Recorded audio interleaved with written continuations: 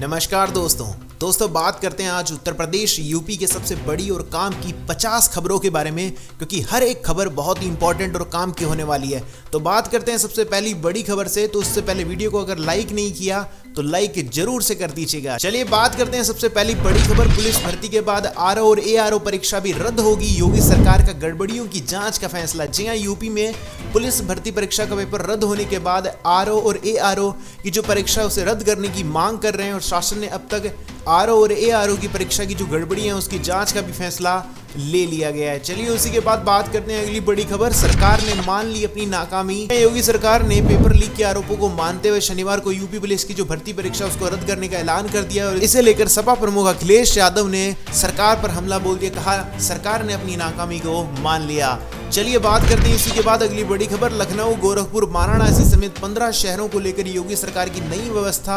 जरूरतमंदों को मिलेगा भरपेट खाना। जी आपको बता दें, योगी सरकार ने लखनऊ, गोरखपुर, वाराणसी समेत जो 15 शहर हैं उन पर एक नई व्यवस्था शुरू करने की कोशिश की है। इस व्यवस्था के तहत जरूरतमंद लोगों को भरपेट खाना मिलेगा। कोई भी व्यक्ति भूखा नहीं सोने वाला है। वाकई में बहुत ही अच्छी चीज देखने को मिली है ये। चलिए बात करते हैं अगली बड़ी खबर। यूपी पुलिस एग्जाम कैंसिल से लेकर बहुत बड़ी खबर। कोई समझौता नहीं, यूपी पुलिस सिपाही भर्ती परीक्षा रद्द। क्या बोले सीएम योगी आदित्यनाथ। जी हां, यूपी पुलिस भर्ती परीक्षा रद्द होने के बाद यूपी के सीएम योगी आदित्यनाथ ने कहा कि परीक्षाओं की सुचिता से कोई समझौता नहीं किया जा सकता। युवाओं की मेहनत से खिलवाड़ करने वाले बख्शे नहीं जाएंगे। चलिए बात करते हैं अगली बड़ी खबर के लिए। जी हां, किसानों को फसलों की क्षतिपूर्ति प्राथमिकता पर करेगी योगी सरकार। नुकसान की मांगी गई है रिपोर्ट। जी हां, योगी सरकार बेमौसम बारिश और ओलावृष्टि से फसलों के नुकसान की जो भरपाई है उसके लिए रिपोर्ट मांगी गई है। किसानों को कृषि निवेश अनुदान योजना के तहत राज्य आपदा मोचक निधि की सहायता देने का फैसला किया गया है। चलिए इसी के बाद बात करते हैं अगली बड़ी खबर। लखनऊ और वाराणसी को लेकर योगी सरकार की बड़ी तैयारी। सीएम योगी आदित्यनाथ ने दिए बड़े निर्देश। जी हां, वाराणसी और लखनऊ को लेकर योगी सरकार की बड़ी तैयारी चल रही है, जिसमें सीएम योगी ने यह कहा है कि वाराणसी को लेकर एक रीजनल डेवलपमेंट प्लान तैयार करें और लखनऊ विकास प्राधिकरण का विस्तार भी किया जाएगा। चलिए इसी के बाद बात करते हैं अगली बड़ी खबर। फार्मर प्रोटेस्ट से लेकर एक बहुत बड़ी खबर देखने को मिल रही है। 3 फसलों पर एमएसपी की गारंटी को किसानों ने नकारा। क्या पंजाब ने गंवाया बेहतर मौका। जी आपको बता देना चाहते हैं कि पंजाब के किसानों के आंदोलन अभी भी जारी हैं। सरकार ने किसानों को 3 फसलों की एमएसपी की गारंटी दी है, लेकिन किसानों ने केंद्र के इस प्रस्ताव को नकार दिया। किसानों को 23 फसलों पर एमएसपी की गारंटी चाहिए। केंद्र सरकार के इस प्रस्ताव को नकारना पंजाब के लिए महंगा पड़ सकता है और किसानों का दिल्ली कुछ दिनों के लिए टल गया है। चलिए बात करते हैं इसी के बाद अगली बड़ी खबर। हल्द्वानी हिंसा का मास्टरमाइंड गिरफ्तार। दंगा भड़काने के बाद दिल्ली में छिपा बैठा है आरोपी।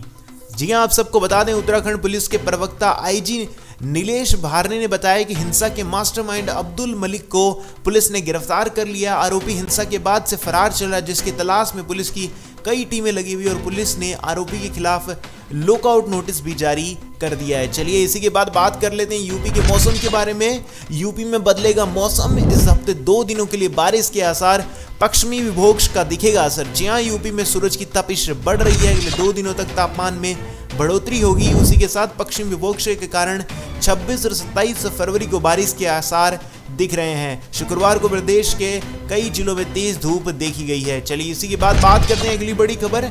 नए क्रिमिनल लॉ 1 जुलाई से होने वाले लागू। धोखाधड़ी करने वालों पर 420 नहीं 316 कहलाएगा। 302 नहीं रहेगी हत्या की धारा। जी हां, राज्यसभा में आपराधिक बिल पेश करते हुए केंद्रीय गृह मंत्री अमित शाह ने कहा है कि इन कानूनों के लागू करने के बाद अब तारीख पे तारीख युग का अंत सुनिश्चित होगा और 3 साल में न्याय दिया ही जाएगा। अब हर चीज के ऊपर काफी अच्छी चीज देखने को मिली है। बात करते हैं अगली बड़ी खबर। यूपी विधान परिषद की 13 रिक्त हो रही सीटों के लिए चुनाव। 21 मार्च को 4 से नामांकन। जी हां, यूपी विधान परिषद की जो 13 सीटें वो रिक्त रह चुकी है, उसके लिए चुनाव 21 मार्च को शुरू होगा और चुनाव कार्यक्रम घोषित कर दिया गया। 4 मार्च से नामांकन प्रक्रिया शुरू हो जाएगी। चलिए बात करते हैं अगली बड़ी खबर। राम भक्त हो जाएं सावधान। अयोध्या में शातिर चोरों का गैंग सक्रिय। सोने की 11 चैन और 2 एसयूवी बरामद। जी हां, पुलिस के अनुसार आरोपियों ने धार्मिक नगरी अयोध्या, वाराणसी और मथुरा में भीड़ भाड़ वाले जितने भी स्थान हैं उन पर चैन छीनने और चोरी की घटनाओं को अंजाम दिया है। उसके लिए गिरफ्तार आरोपी बिहार के अलग अलग जिलों के रहने वाले, जिन्हें गिरफ्तार भी कर लिया गया है। चलिए इसी के बाद बात करते हैं अगली बड़ी खबर। यूपी पुलिस सिपाही भर्ती परीक्षा निरस्त। आरओ और एआरओ में गड़बड़ी की जांच होगी। जी हां, आप सबको जैसे मैं पहले ही बता चुका हूं कि आदित्य योगी आदित्यनाथ ने 60,244 पदों के लिए जो भर्ती परीक्षा हुई इसे निरस्त कर दिया है। उसी के साथ साथ आरओ और एआरओ की परीक्षा में हुई गड़बड़ियों की जांच होगी। चलिए इसी के बाद बात करते हैं अगली बड़ी खबर। अब रिन्यूएबल एनर्जी से रोशन होगा यूपी। इन शहरों में ग्रीन को एक्ट में रिलायंस टाटा पावर ने किया निवेश। जी हाँ, अब रिन्यूएबल एनर्जी से यूपी पूरा रोशन कर दिया जाएगा। जी हाँ, इन शहरों में ग्रीन के और एक्ट में रिलायंस टाटा पावर जैसी कंपनियों ने बड़ा निवेश किया है। 1 लाख करोड़ से अधिक के रिन्यूएबल एनर्जी प्रोजेक्ट की शुरुआत की गई है। अगर ऐसे प्रोजेक्ट चालू होंगे तो काफी अच्छा देखने को मिल रहा है कि यूपी और प्रगति की तरफ जाएगा। चलिए इसी के बाद बात करते हैं अगली बड़ी खबर। स्कूल के बगल में शराब का ठेका, हाईकोर्ट में पहुंचा 5 साल का बच्चा, आबकारी विभाग से जवाब तलब। जी आप सबको बता देते हैं, शिक्षा के मंदिर के पास मौजूद शराब के ठेके को बंद कराने के लिए एक मासूम इलाहाबाद के हाईकोर्ट में पहुंच गया।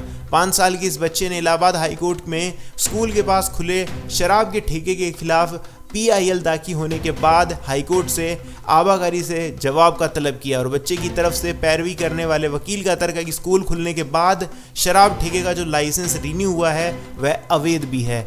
चलिए इसी के बाद बात करते हैं अगली बड़ी खबर। दोबारा होगी यूपी सिपाही भर्ती परीक्षा, अभ्यर्थी को सेंटर तक लेकर जाएगी रोडवेज की बसें, वो भी बिल्कुल फ्री में। जी हाँ, योगी सरकार ने बड़ा आदेश कर दिया है। 17 और 18 फरवरी को लगभग 60,000 पदों पर यूपी की जो सिपाही भर्ती परीक्षा है उसका पेपर लीक यानी कि हो गया, तो उसके बाद उसे रद्द कर दिया गया है। और उसी के बाद योगी सरकार ने शनिवार को पुलिस भर्ती परीक्षा को लेकर ये फैसला लिया है। चलिए इसी के बाद बात करते हैं अगली बड़ी खबर। होली पर NIR यात्री को दी बड़ी राहत, चलेगी 1 दर्जन स्पेशल ट्रेनें। जी आप सबको बता देते हैं, होली पर यात्रियों को राहत के लिए पूर्वोत्तर रेलवे ने 1 दर्जन स्पेशल ट्रेनें चला दी हैं। हालांकि अभी बोर्ड से मंजूरी नहीं मिली है, लेकिन हाँ NER ने कई शहरों के लिए स्पेशल चलाने के लिए जो ट्रेनें हैं उसका प्रस्ताव भेजा है।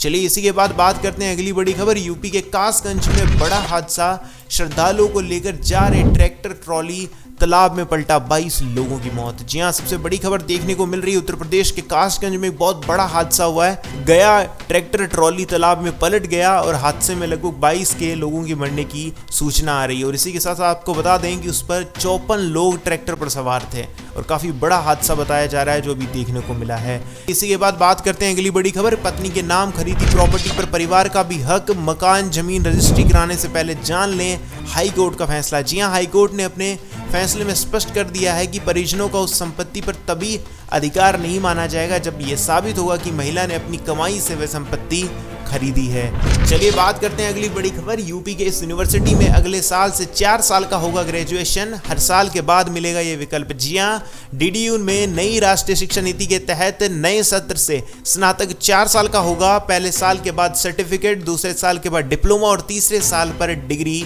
मिल जाएगी। तो ये थी यूपी उत्तर प्रदेश की सबसे बड़ी महत्वपूर्ण काम की खबरें। कैसी लगी आपको सारी की सारी खबरें मुझे कमेंट सेक्शन में बताना मत भूलिएगा। मिलेंगे अच्छी और ऐसी वीडियो के साथ में, तब तक के लिए इस वीडियो को लाइक करके चैनल को सब्सक्राइब करना मत भूलिएगा। तब तक के लिए जय श्री राम, जय हिंद, वंदे मातरम।